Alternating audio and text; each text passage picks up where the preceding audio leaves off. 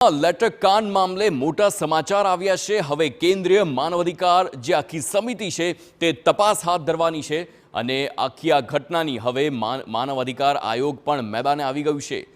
લેટરકાંડનો જે મુદ્દો હતો તેને લઈને માનવ અધિકાર આયોગે ડીજીપીને નોટિસ ફટકારીને જવાબ માંગ્યો છે।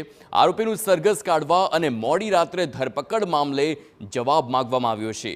2 સપ્તાહમાં યોગ્ય ખુલાસો કરવા રાજ્ય પોલીસ વડાને આદેશ આપવામાં આવ્યો છે અને માનવ અધિકારનું હનન થયું છે કે કેમ તે અંગે પણ ખુલાસો કરવા નિર્દેશ કરવામાં આવ્યો છે।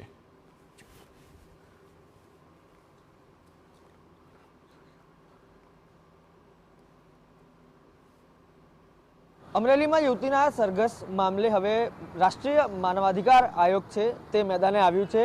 ડીજીપીને નોટિસ મોકલવામાં આવી છે। ત્યારે શું જો સમગ્ર મામલો અધિવક્તા બ્રિજ શેઠ આપણી સાથે હાજર છે, તેમની સાથે વાત કરીશું।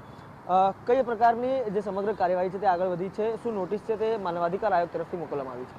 જી, ગયા મહિને જે બનાવ બન્યો હતો, જેને સામાન્ય લોકોમાં લેટરકાંડ તરીકે વધારે બધા લોકો ઓળખે છે, એ લેટરકાંડ મામલે બન્યું હતું એવું કે એક યુવતીને, પાટીદાર યુવતીને આરોપી બનાવવામાં આવી હતી અને તેનું મોડી રાત્રે એમની ધરપકડ કરી હતી। તદુપરાંત બનાવનું રિક્રિએશન કરવાના બહાને શહેરમાં સરઘસ પણ કાઢવામાં આવ્યું હતું।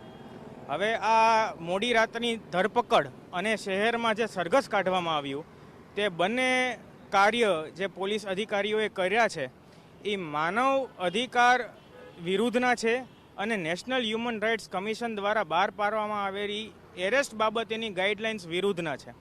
તેથી આ બાબતે નેશનલ હ્યુમન રાઇટ્સ કમિશનમાં મેં આ બનાવની જાણ કરતી એક ફરિયાદ કરી હતી, જેમાં 22 તારીખે નેશનલ હ્યુમન રાઇટ્સ કમિશન દ્વારા ડીજીપી શ્રીને 2 અઠવાડિયાની અંદર પોતાનો જવાબ ફાઇલ કરવા માટે નોટિસ કરવામાં આવી છે।